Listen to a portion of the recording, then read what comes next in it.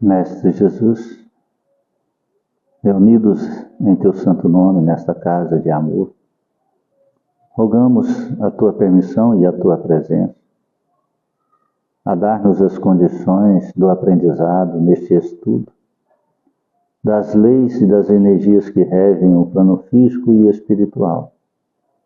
Por misericórdia, Jesus, intua-nos, dissipando as nuvens negras da ignorância, do personalismo, da vaidade, do orgulho, para que assim, humildes e submissos, possamos aceitar e compreender, Senhor, energias e ensinamentos que estão distantes das nossas capacidades ainda inferiores de vivenciá-las. Abençoai esta casa de amor, cada trabalho paciente e trabalhador. Que a luz do Teu amor se estenda sobre o lar, família e familiares de todos aqueles que de alguma forma vinculados e ligados a esta casa espírita estejam. Entregamos em Tuas mãos nossas vidas, sobre as dádivas do Teu amor, sobre as doces vibrações das falanges de Eurípides Barçanufo, oramos. Pai nosso que estais nos céus, santificado seja Teu santo nome. Venha a nós o vosso reino. Seja feita Tua vontade, assim na terra como nos céus.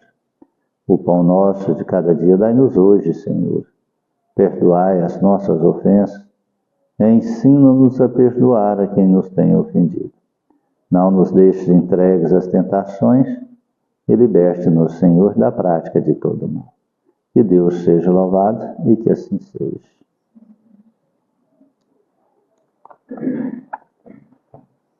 Capítulo 7. Bem-aventurados os pobres de espírito. O que é preciso entender por pobres de espírito? Bem-aventurados os pobres de espírito, pois deles é o reino dos céus. A incredulidade zomba deste ensinamento moral. Bem-aventurados os pobres de espírito. Como tem zombado de outras afirmativas de Jesus, por não as entender. Por pobre de espírito, Jesus não se refere aos homens desprovidos de inteligência, mas sim aos humildes. Ele disse que é deles o reino dos céus, e não dos orgulhosos. O homem de ciência e de cultura, segundo o mundo, geralmente tem uma opinião tão elevada de si mesmo e de sua superioridade que olham as coisas divinas como desprezíveis para merecer sua atenção. Preocupados somente com eles mesmos, em suas vaidades, não podem se elevar até Deus. Essa tendência de se acreditarem superiores a tudo e a todos os leva a negar forçosamente o que, estando acima deles, poderiam rebaixá-los e a negar até mesmo a divindade. Se consentem em admiti-la, negam-lhe um dos seus mais belos dons divinos, sua ação providencial sobre as coisas deste mundo. Convencidos de que só eles já bastam para bem governá-lo, consideram sua inteligência como se fosse a medida da inteligência universal, e julgando-se aptos a entender tudo, não creem na possibilidade daquilo que não entendem, e quando opinam sobre uma coisa, consideram os seus julgamentos como definitivos e inapeláveis, ou seja, indiscutíveis.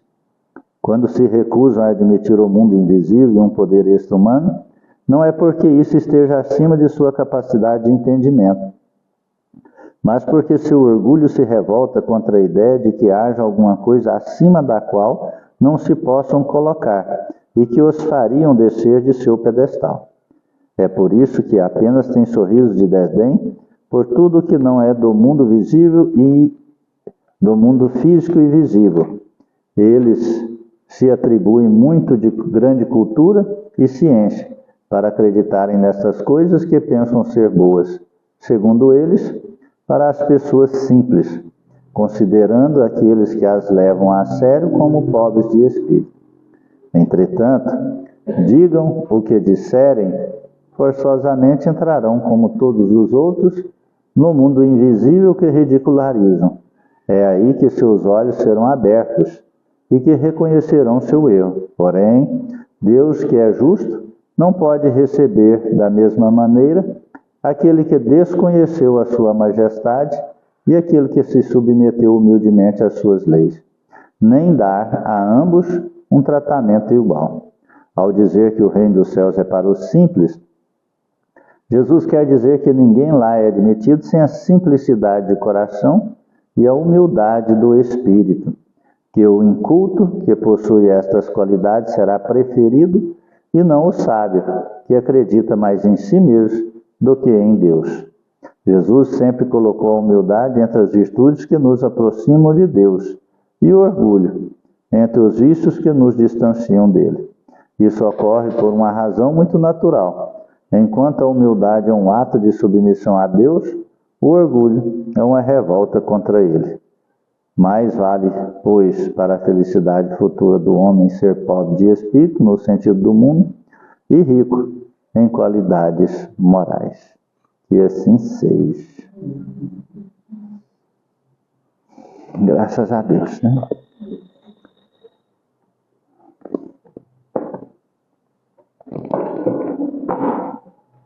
Boa tarde, meus irmãos. Graças a Deus, mais uma vez, nós temos a oportunidade de adentrar dentro de conhecimentos, de energias, dentro de instruções que estão distantes da nossa capacidade de vivenciá-las na integralidade da nossa consciência material. Quando se fala sobre Espiritismo, sobre Cristo, Jesus, se a gente não se colocar como, sabe, uma criança que nada sabe, aberto a ser conduzido, dificilmente nós conseguiremos avançar por algum tempo a mais. Geralmente ficaremos na estrada, nas encruzilhadas do caminho, pois aquele que se coloca como sabedor dessas coisas, ele não consegue avançar. Porque atraídos somos pela mediunidade, pela curiosidade, pela necessidade, pelas enfermidades, empurrado por alguma força muito além da nossa vontade física, humana. Então, dificilmente, e a gente, até hoje eu não conheço um, que foi atraído para o campo da mediunidade, do crescimento espiritual, por vontade, livre vontade pessoal. Paulo dizia assim, olha, Cristo me chamou e eu aceitei, por livre e espontânea vontade.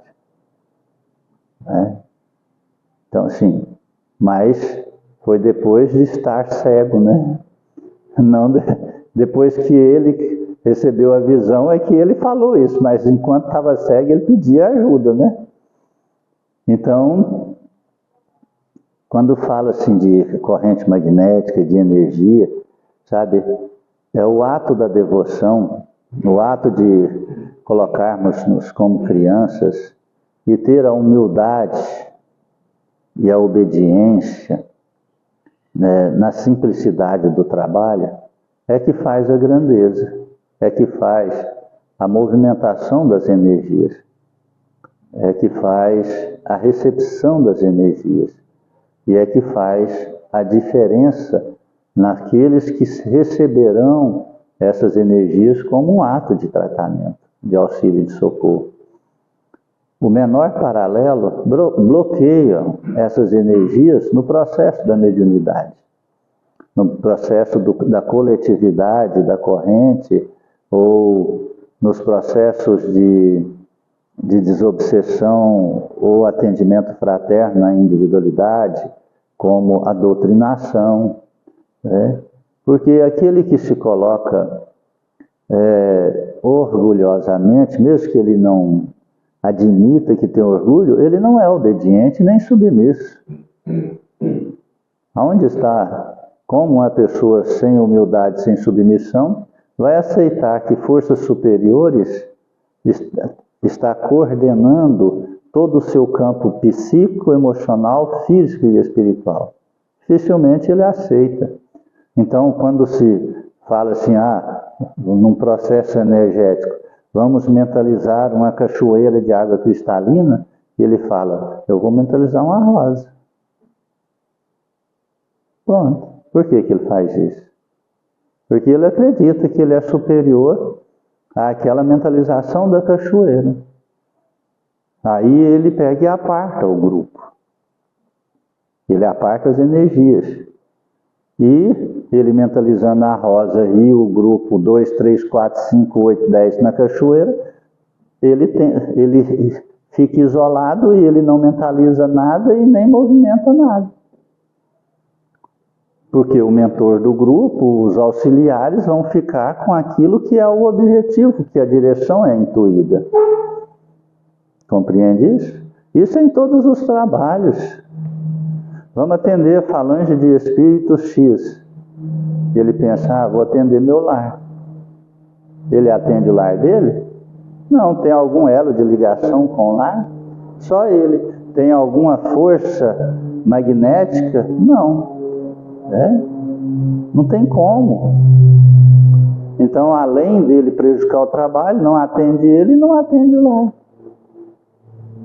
E isso vai transformando num processo que dificulta as atividades mediúnicas, porque tem que ser em conjunto, e em outro aspecto, essa criatura começa a enfermar e adoecer.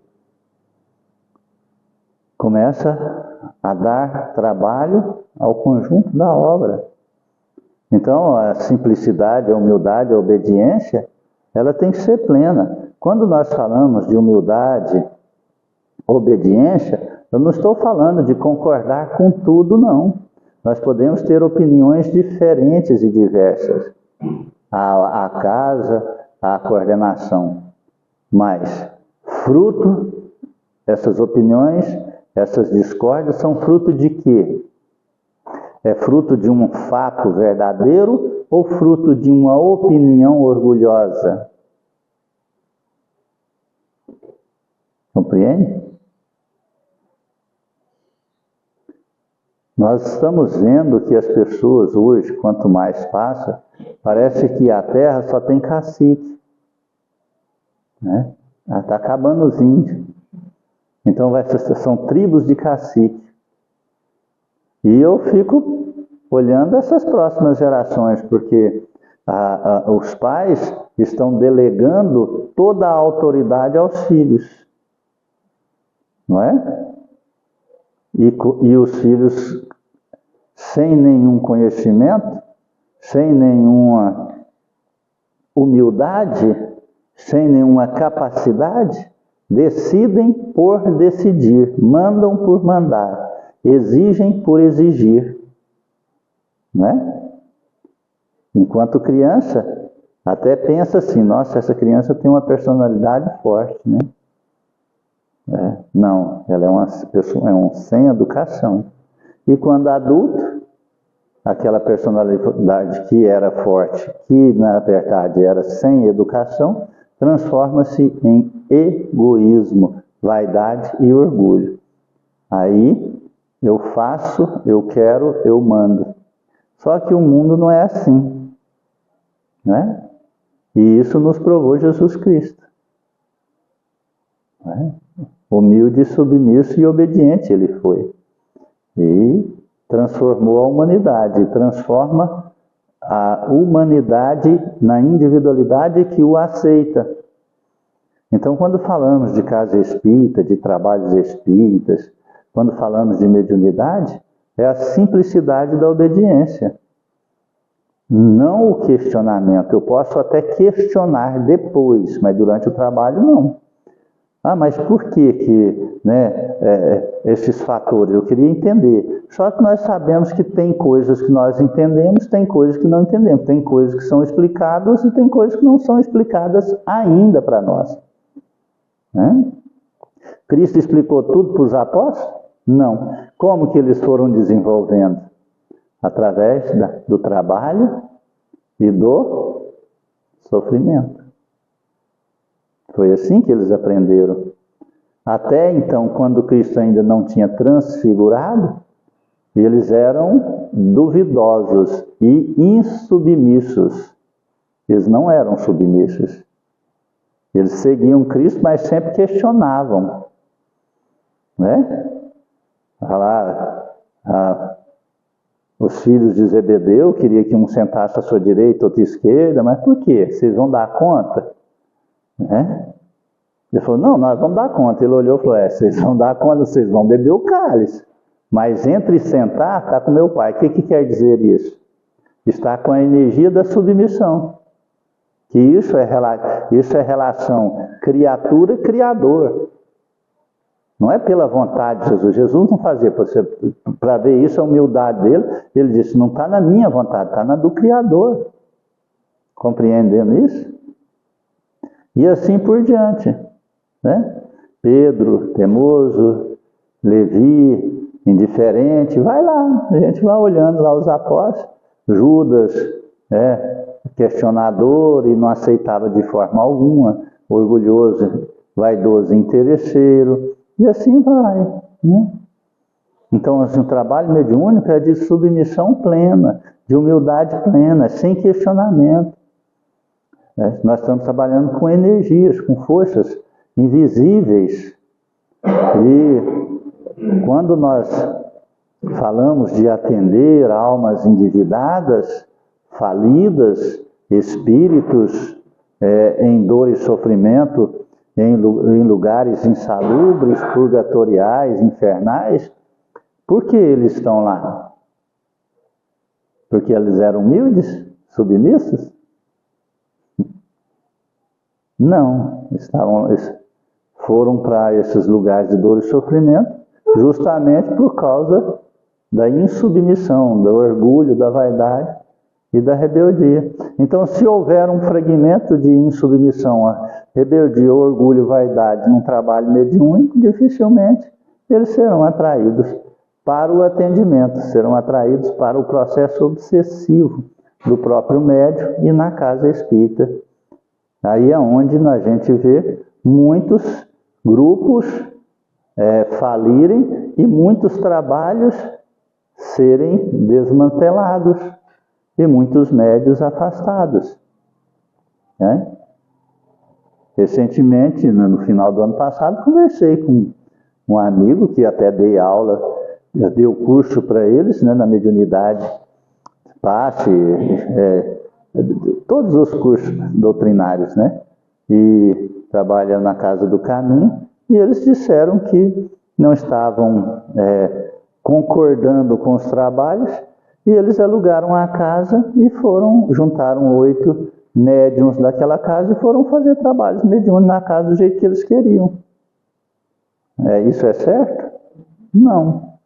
Porque eles trabalham do jeito que eles queriam, não é do jeito que necessitam. Está entendendo aí? Isso é questão de tempo. Não é? Questão de tempo. Por que insurgiram? Não é? Por que rebelaram, fizeram um montim? Né? Porque foram agraciados com essas fragilidades orgulhosas e não obedientes ao processo natural do trabalho. Então é muito importante entender isso. Hoje o livro fala muito sobre isso, vai falar sobre essa questão, sobre a energia, sobre a interação, sobre a união, sobre esses fatores energéticos que, olha, nós temos que entender, nós trabalhamos com elementos que não enxergamos, sobra para nós só a disciplina e a obediência. É a única forma de nos mantermos erectos e com o equilíbrio mental. Fora disso, nós estaremos na posição horizontal, que é deitada, e insanos. Amém? Quem que é o Júlio? Boa tarde. Boa tarde. Dando continuidade aos estudos, desobsessão por corrente magnética. As radiações.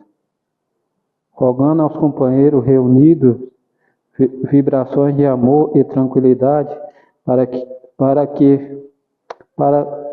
os que sofrem. O diretor do grupo, terminadas as tarefas da desobsessão propriamente ditas, surpreenderam a palavra pelo tempo aproximando-se de 2 a 4 minutos, a fim de que eles mesmos e os integrantes do ciclo formem correntes mentais com as melhores ideias que sejam capazes de articular, seja pela prece silenciosa, seja pela imaginação eficiente. Todo pensamento é onda de força criativa, e os pensamentos de paz e fraternidade emitidos pelo grupo constituirão adequado clima de radiações benfazejas, facultando aos amigos espirituais presentes os recursos precisos à formação de socorro diversos, em benefício dos companheiros que integram o ciclo, dos desencarnados atendidos e de irmãos outros necessitados de amparo espiritual à distância. A desobsessão por corrente magnética já é o exercício pleno da acessível de que todo pensamento é onda de força criativa, facultando aos amigos espirituais os recursos precisos à formação de socorro diversos, não apenas por 2 a 4 minutos, mas por 40 ou mais, metodicamente utilizado nas diferentes fases: expulsão, absorção, emissão e recepção, em que se expressa as melhores ideias que os médios são capazes de formular, induzida pela ação do dirigente, seja através da prece ou da imaginação edificante, são as pedras angulares de todo o trabalho. Olha só, se toda está no campo mental do dirigente, né? Por inspiração, intuição, ou mesmo nos processos das imaginações benfeitoras, o dirigente constrói esse caminho para fazer essa formação energética e mental. Se não houver uma obediência, não houver essa submissão, né, no mesmo segmento, dificilmente constrói alguma coisa, né? Agora você imagina a pessoa que é rebelde, né, orgulhosa ali, se ela vai conseguir ficar obediente 40 minutos, não é? Imediatamente ela vai fazer o seu desinteresse e permitir que seu pensamento vague por outros caminhos, ali desagregando os fatores energéticos e até influenciando nos fatores energéticos, além dela roubar, né, o equilíbrio da direção, ela vai envolver, através dos seus múltiplos pensamentos, a dificuldade dos outros seguir o mesmo curso dessa construção mental tão necessária para os atendimentos e para o fortalecimento das energias na casa, no médico e nos pacientes.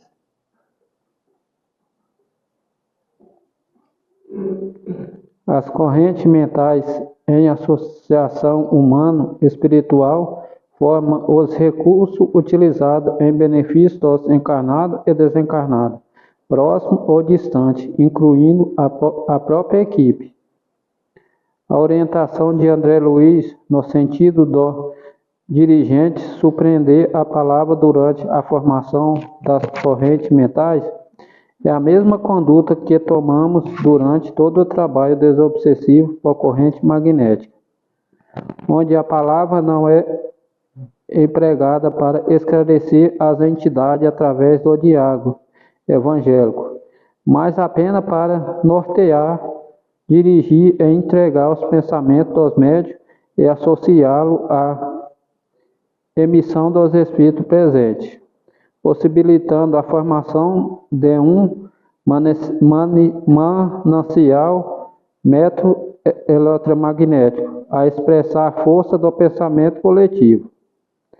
Se nosso trabalho de desobsessão por doutrinação direta se emprega em determinado momento as radiações mentais em benefício dos sofredores, o que pode então impedir o emprego por um tempo maior deste mesmo recurso, desde que exista meio e método para este fim.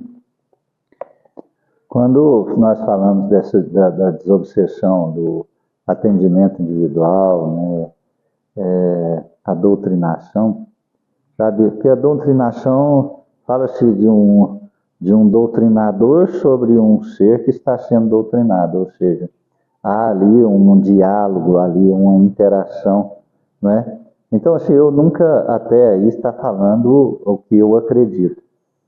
Sabe, não tem muito diálogo com a pessoa, com o espírito, que ela já está ali cristalizada nas suas ideias. Se vai entrar nesse diálogo, nesse processo, dificilmente o doutrinador convencerá o espírito. O espírito vem ali por décadas envolvendo e crescendo na sua forma de pensar. Agora, quando o espírito chega com aquele hipnotismo, com aquela condição mental e sentimental, né, nos processos inferiores, o médium recebe ele com todo o carinho e a obediência ao doutrinador, seja quem for. Nós estamos falando doutrinador, mas para mim seria outro, né? Outro nome, mas vamos ficar com esse, doutrinador. Então o doutrinador recebe aquele espírito como uma pessoa que estava, um ente querido que estava distante, como se já o conhecesse há muito tempo, como se já aguardava a visita dele. Lembra da volta do filho pródigo ao lar? O pai perguntou para o filho por onde ele andou, o que ele fez? Não, ele falou o quê? Faça festa. E abraçou ele. Então, nesse momento, a hora que o médium, com toda obediência, simplicidade e humildade, não questiona qual espírito que vem. Ele apenas acolhe ele em seu campo áurico ou em seu corpo energético. E o doutrinador ali já o cumprimenta. Seja bem-vindo, irmão querido, alma querida. Que a paz de Cristo esteja sobre você. Aquilo é um fluxo energético de tanto magnetismo que cai sobre aquele espírito como uma água cristalina, fresca, de uma pessoa que estava dentro de um deserto, atravessando um deserto. Então ele já se assusta. Então ali naquele primeiro estágio já quebra, sabe, 50% das intenções perversas e negativas e do hipnotismo daquele espírito. É extraordinário. Agora, se vai chegar e falar assim, da onde você vem? O que você vem? Estou sofrendo, eu suicidei. Por que você suicidou? Eu suicidei por causa disso. Então vai crescendo o magnetismo negativo naquele espírito e muitas vezes envolve o doutrinador. E envolve os médiuns. Compreende isso? Então, assim, eu acredito muito nesse poder santo e sagrado, e nessa casa fazendo 21 anos, que está dando certo, dessa forma de socorro magnético, de amparar, sabe, de auxiliar, de quebrar aquele paradigma existencial daquela alma, daquele espírito que já vem ali por décadas, séculos, muitas vezes. Então é um processo energético contrário extremamente superior. E isso faz uma mudança muito grande no espírito, e em curto prazo de tempo. Tanto é que raríssimas vezes o Espírito vem 2 vezes aqui. Raríssimas vezes. Alguns, agora até esse ano, recentemente, vieram 2 vezes. Atendemos um, ele ficou internado nas câmaras de reeducação, e na outra semana atendemos a outra vez. Né? E era o espírito extremamente ali enraizado no mal, né? E transformou-se, foi atendido nos hospitais de Eurico. É fantástico. Mas para isso precisa da equipe, da simplicidade e da humildade para acolher, sem questionar, né? Sem se perguntar de onde vem e nem como vem, só amparando e amando. A corrente magnética associada à mediunidade e aos princípios da desobsessão, como termos demonstrados, faculta os meios e representa um dos métodos possíveis. Nenhuma orientação doutrinária ou princípio científico, filosófico ou religioso é desrespeitado na adequação e no seu emprego. Pelo contrário, a nossa pesquisa tem exaustivamente comprovado a importância, a simplicidade, a praticidade e a coerência do método. Além desses fatores, não podemos esquecer que faz parte da terapêutica básica o trabalho de vibração, todos estruturados nas radiações mentais dirigidas aos pacientes e às entidades em tratamento, ampliando e fortalecendo as correntes mentais utilizadas no desenrolar das atividades desobsessivas. Outros aspectos: o preparo para a reunião, despertar, alimentação, repouso físico e mental, prece e meditação, a superação do impedimento, chuva, visitas, contratempos, etc. A chegada e saída dos companheiros, a conservação anterior e posterior à reunião, a ausência justificada, a leitura preparatória, os imprevistos, os comentários domésticos, as reuniões mediúnicas especiais, a visita a hospitais e enfermos, o culto do Evangelho no lar, em termos de atuação e conduta, não sofre diferenciação na desobsessão por corrente magnética. Seguimos as ponderações de André Luiz, da forma como está apresentada no livro que nos serve de base à comparação proposta. Diferença: a doutrinação. O dirigente do grupo, que contará habitualmente com 2 ou 3 assessores em exercício para o trabalho do esclarecimento e do amparo reeducativo aos sofredores desencarnados, assumirá o comando da palavra, seja falando diretamente com os irmãos menos felizes, através do médium psicofônico, seja indicando para isso um dos auxiliares. Uma das principais, ou senão a mais importante diferença entre os 2 métodos desobsessivos, consiste na forma pela qual a doutrinação do espírito necessitado é realizada. A eficiência de ambos os métodos inquestionável, basta a prática e a verificação dos resultados para confirmá-la. Mas a dinâmica e a possibilidade de atendimento varia normalmente. Enquanto na desobsessão por corrente é possível atender em poucos minutos centenas de desencarnados, é encarnado na desobsessão por doutrinação verbal diretamente somente 8 a 12 entidades, em uma equipe padrão que tenha de 4 a 6 médios psicofônicos, dando ao máximo 2 passividades por reunião, conforme orienta André Luiz. Em relação aos encarnados, as condições são menores ainda, porque a sua frequência, a reunião é limitada. Surge por essas razões dois grupos de irmãos bem distintos. O primeiro que advoga a desobsessão tão somente pelo método da corrente magnética. O segundo que não acha possível o socorro aos sofredores, a não ser pela dialética nos modos tradicionais. Para o primeiro grupo, apresentamos como argumento a nossa própria experiência, que ao somar os dois métodos e ampliá-lo em associação, dando a cada um uma nova dimensão prática, tem alcançado resultados significativos.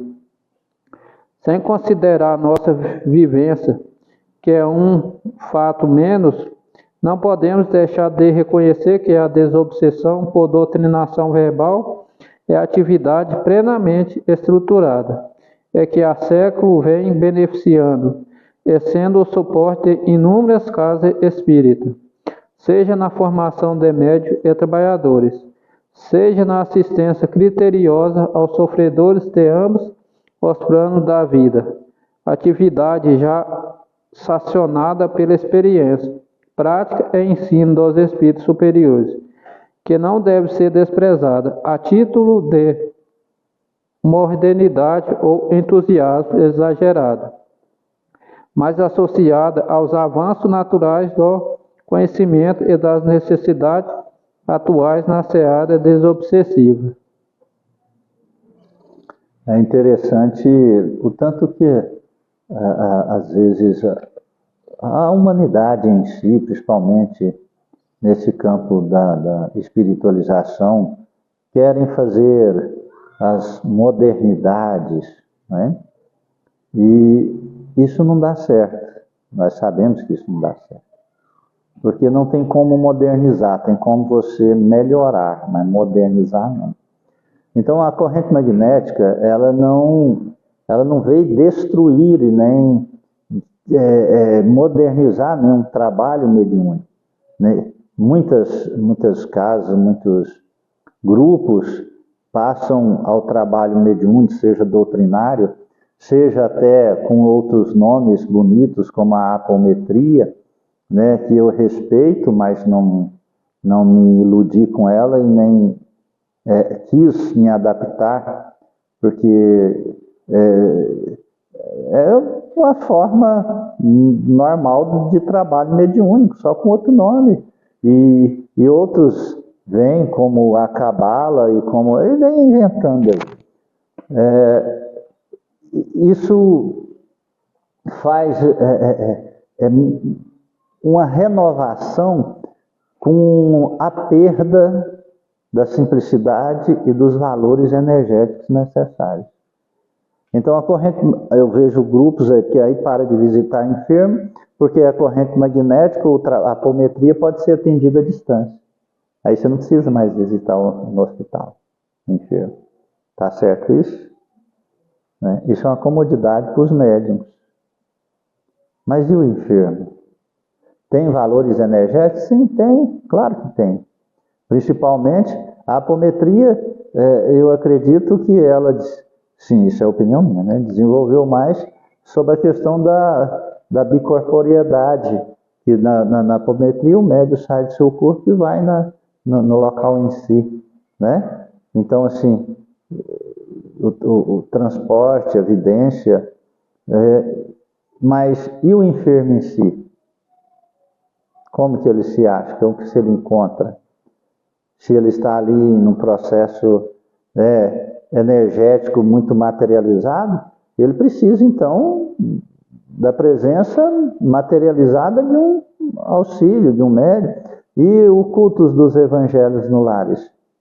Então, assim, se a gente for pensar, sabe, não tem modernidade, tem, sabe, melhoramento. Então, a gente pega tudo, continua o conto do culto no lar, visita no hospital, a caridade, a doutrinação verbal, a corrente magnética. Então, é um acréscimo para melhorar. não uma modificação. Porque, assim, há uma necessidade do atendimento individual, mesmo com todos os fatores energéticos de uma corrente magnética. Eu vejo algumas entidades muito tenazes e conhecedoras que não é atraída pela corrente magnética. Mas o médium senta com um fator energético, com a direção, essas entidades são atraídas ali facilmente. Né? Fala assim, mas por quê? Eu posso explicar pelos fatores que na corrente magnética há interferência de sintonia. Compreende? Há uma interferência de sintonia. Então, se coloca 10 aparelhos aqui,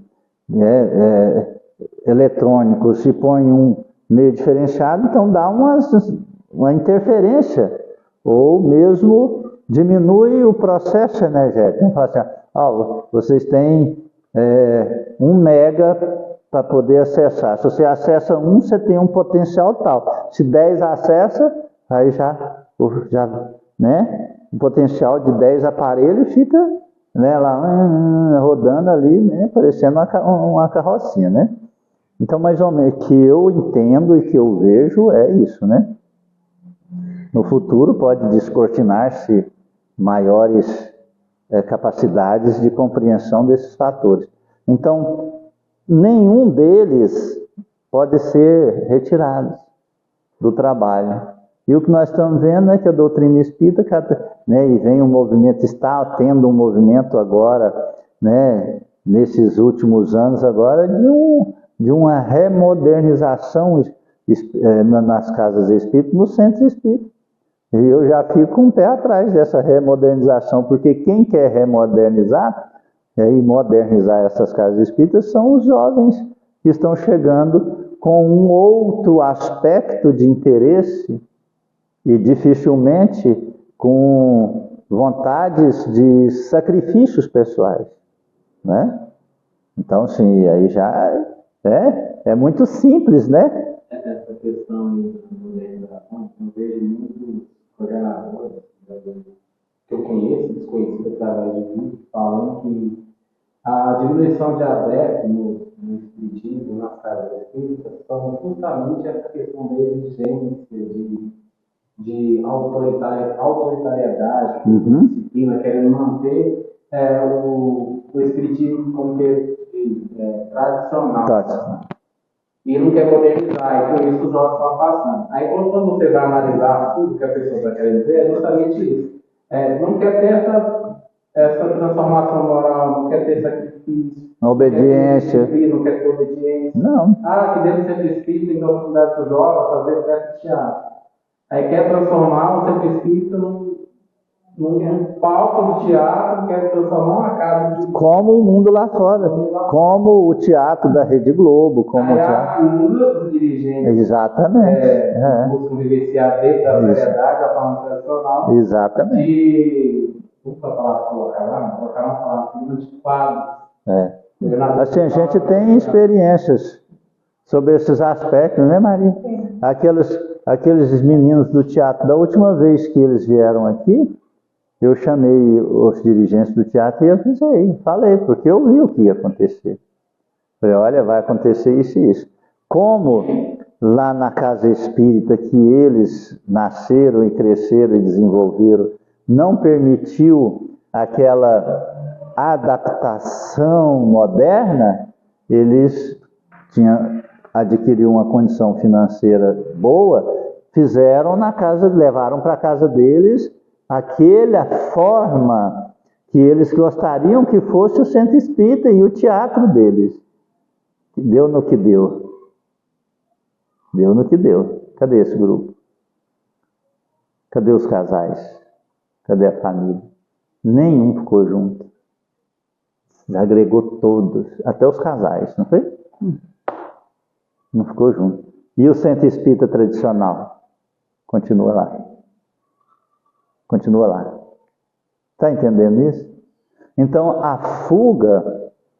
essa fuga do espiritismo, até dos próprios e dos espíritas já antigos, não é por causa de modernidade. É por causa que eles ainda não estão prontos para o espiritismo. Nem todos estão prontos para o espiritismo. Porque para estar no espiritismo, precisa da simplicidade de coração e humildade. A humildade de coração e a simplicidade de espírito. Entende isso? Não é fácil. Não é fácil, porque assim, é muito simples. As pessoas chegarem num certo estágio e dizer, eu não preciso disso mais. Eu não preciso que ninguém mande em mim, eu não preciso. Já fiz isso muito. E aí busca alternativas religiosas, curiosas e de promessas fáceis para vivenciar seus interesses pessoais, suas vaidades pessoais. Se eu for para um terreiro, eu posso, que importa? Eu posso beber, fumar, posso fazer qualquer coisa e estarei trabalhando mediunicamente dessa mesma forma. E a energia é muito maior, eles pensam. Só que nós temos que entender que nós estamos falando de energias materializadas é maior, não de energias espiritualizadas que são eternas. E a materializada, ela consome a matéria. É onde a gente vê os problemas sérios ir acontecendo nos médios que fazem essas escolhas, né? E em seus lares e suas famílias.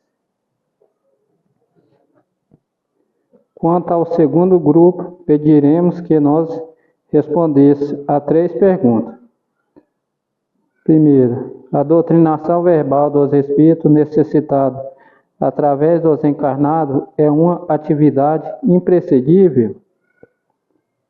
Segunda, o que modifica o sofredor? As palavras utilizadas pelo doutrinador ou as vibrações emitidas por ele? Terceira, o pensamento, independente da palavra articulada, é ou não uma força real, atuante e criativa? Obviamente, se perguntamos, temos o dever de responder. Respondendo à primeira pergunta, André Luiz formula e responde essa questão no livro Missionário da Luz. Por que a doutrinação em ambiente dos encarnados? Indaguei. Semelhante medida é uma imposição no trabalho desse teor. Não explicou o instrutor. Não é um recurso imprescindível. Temos variado agrupamento de servidores de nosso plano, dedicado exclusivamente a esse gênero de auxílio. As atividades de regeneração em nossa colônia estão repletas de instituto consagrado à caridade fraternal, no setor de iluminação dos transviados, os postos de socorro e as organizações de emergência. Nos diversos departamentos de nossa esfera de ação, conta com um avançado núcleo de serviços da mesma ordem. Em determinado caso, porém, a cooperação do magnetismo humano pode influir mais intensamente em benefício dos necessitados que se encontrem cativos da zona de sensação, na crosta do mundo. Mesmo aí, contudo, a colaboração dos amigos terrenos, embora seja apreciável, não constitui fato absoluto e imprescindível, mas, quando é possível, é útil, valendo-nos do curso de médios e doutrinadores humanos, não só para facilitar a solução desejada, senão também para proporcionar ensinamento vivo aos companheiros envolvidos na carne, despertando o coração para a espiritualidade. O mentor fixou um sorriso e prosseguiu. Ajudando as entidades em desequilíbrio, ajudarão a si mesmos. Doutrinando, acabarão igualmente doutrinados. Façamos a análise do texto, o tópico facilitando o estudo. A. temos variado agrupamento de servidores do nosso plano, dedicado exclusivamente a esse gênero de auxílio. A doutrinação no ambiente dos encarnados não é um auxílio indispensável. Existe nas colônias, postos e organizações emergenciais do plano espiritual. Vários institutos, departamento, núcleo dedicado ao setor da iluminação do espírito, rebelde e transviado. Setores com trabalhadores muito mais preparados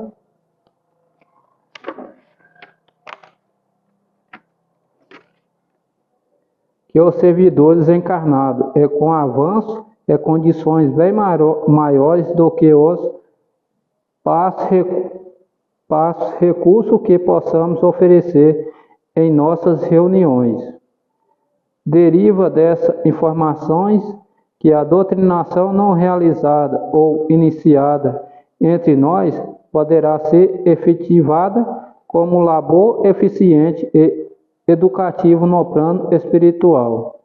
A doutrinação mental realizada durante a fase de emissão e recepção da corrente eletromagnética inicia a transformação psíquica do sofredor, drenando os fluidos doentios, destruindo as imagens, pensamentos que se fixaram em seu campo emocional, restituindo-se o sentido e a memória, alterando-se o peso específico do perispírito, remodelando a forma, permitindo, enfim, o contato com imagens, recordações e pessoas que o influenciam, modificando o seu modo de sentir e de ser, possibilitando uma nova tomada de consciência que permitirá a continuidade do tratamento nas organizações do plano espiritual, onde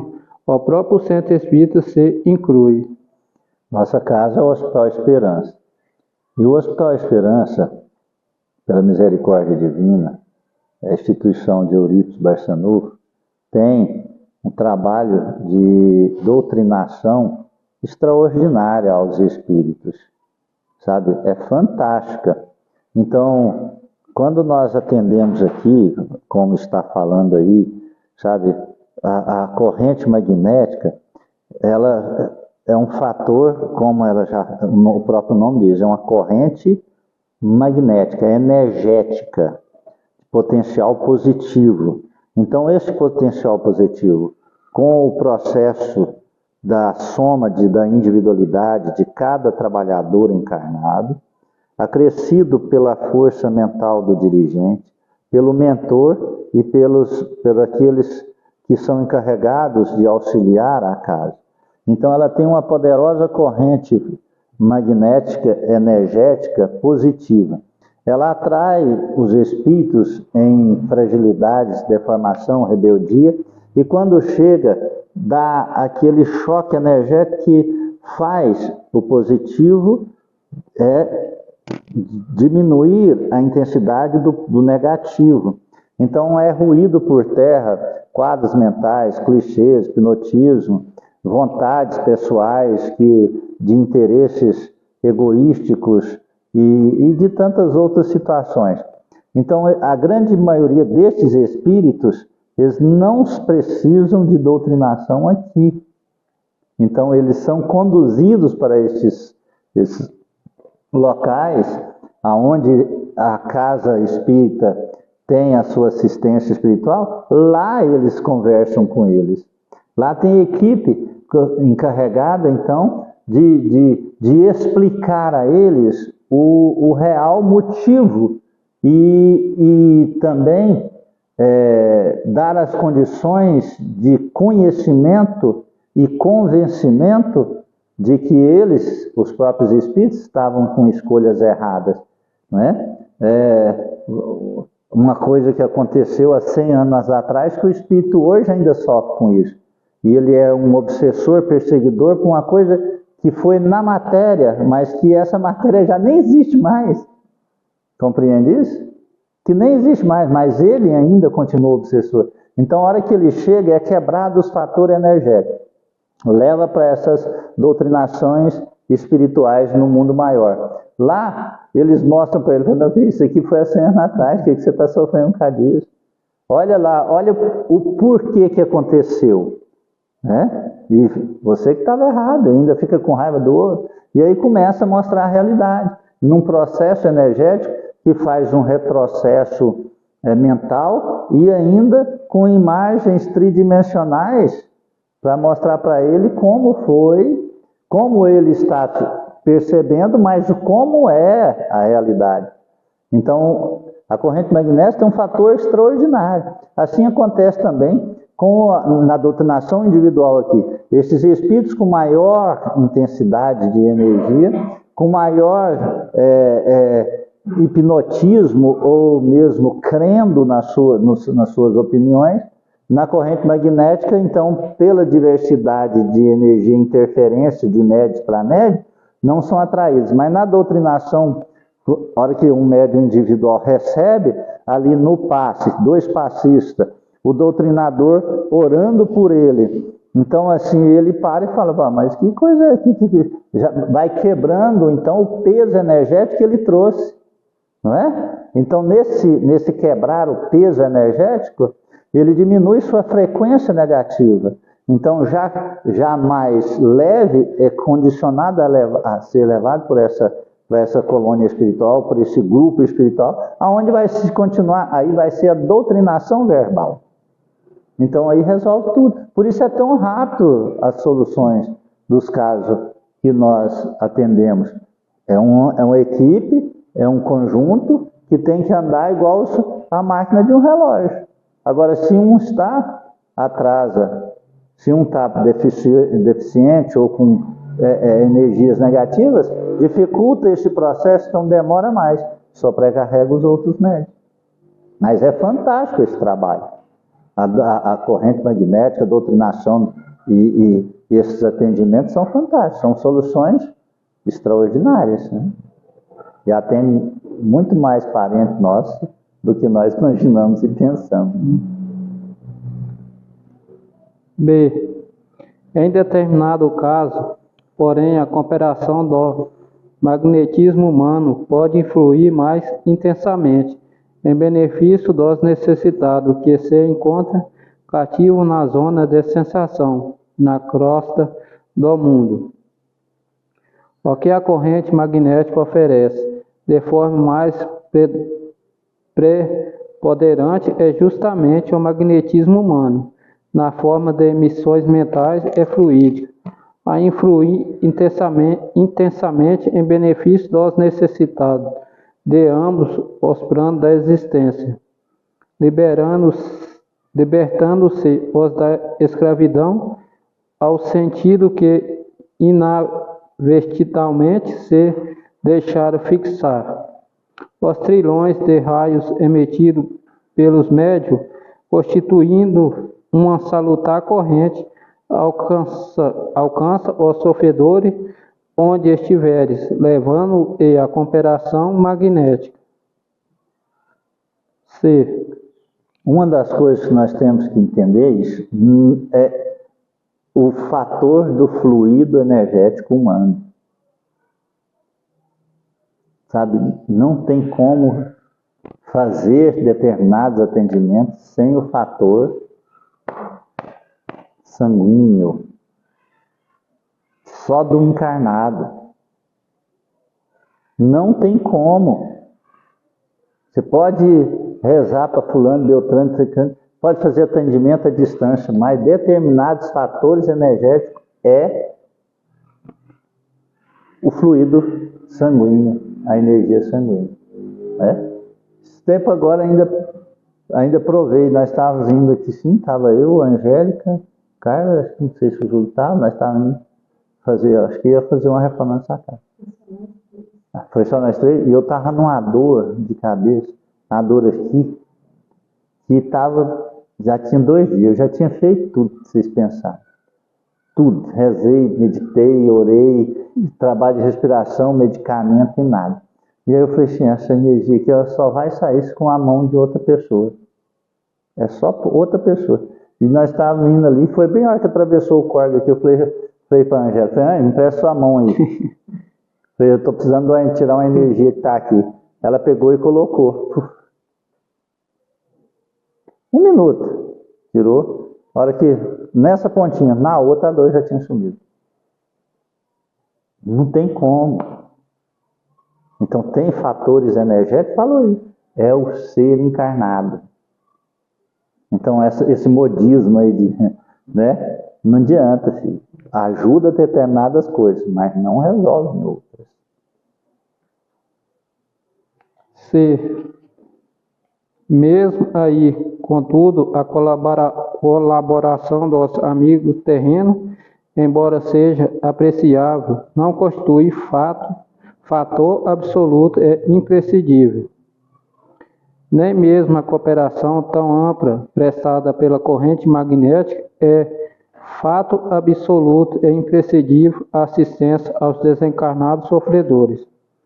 Porém, esta terapia desobsessiva auxilia também os encarnados em desajuste psíquico, onde, se a colaboração não é igual, imprescindível, torna-se, sem dúvida nenhuma, necessária porque, diante dos mecanismos da vida, Deus assiste a alma pela alma e o homem pelo homem.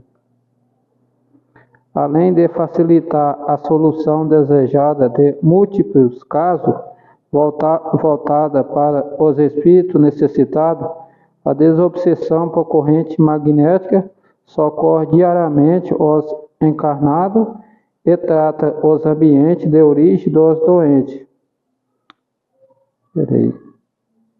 A desobsessão por corrente socorre diretamente aos encarnados e trata os ambientes de origem dos doentes, proporcionando alívio, recuperação e cura aos pacientes e oportunidade de despertamento para os trabalhadores que se dedicam a beneficiar a quem sofre.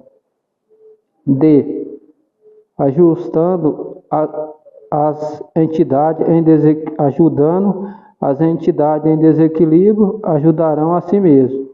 Doutrinando, acabarão igualmente doutrinados. Se uma das principais finalidades da doutrinação através da palavra é a própria evangelização do médium que busca ajudar as entidades em desequilíbrio, na desobsessão por corrente magnética, estas condições e oportunidades são maiores. Primeiramente, o contato com o paciente encarnado através da triagem ou conservação fraterna permite ao médium ouvir, sensibilizar-se diante da dor alheia e orientar, terminado a mesma forma por espiritualizar-se.